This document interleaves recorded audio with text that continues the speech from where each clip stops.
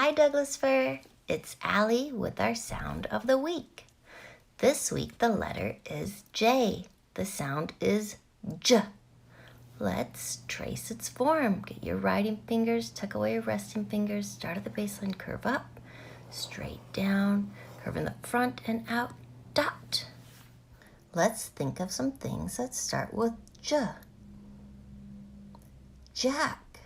Jack starts with J. What else? Joker. Joker starts with J. And Jewel. Jewel starts with J. Let's practice writing a J with paper and a marker. Start on the baseline, curve up, straight down, curve forward and out with a dot, J.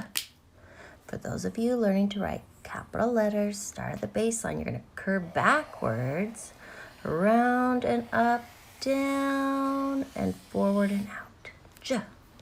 What else can I use to write a J? I have some chalk. I can write it out here on my porch. I can write it as big as I can. Can you write a jumbo J with chalk? Let's think of something we can do that starts with J. Jumping. Oh, I know. Jumping jacks, double J. Everybody stand up. Let's start with our feet together and jump out and in. Jump your feet out and back in.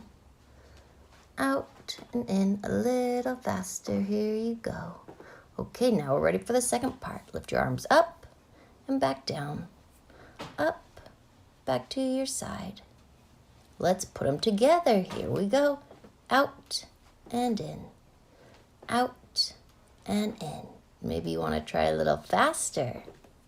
You're doing it. You're doing jumping jacks.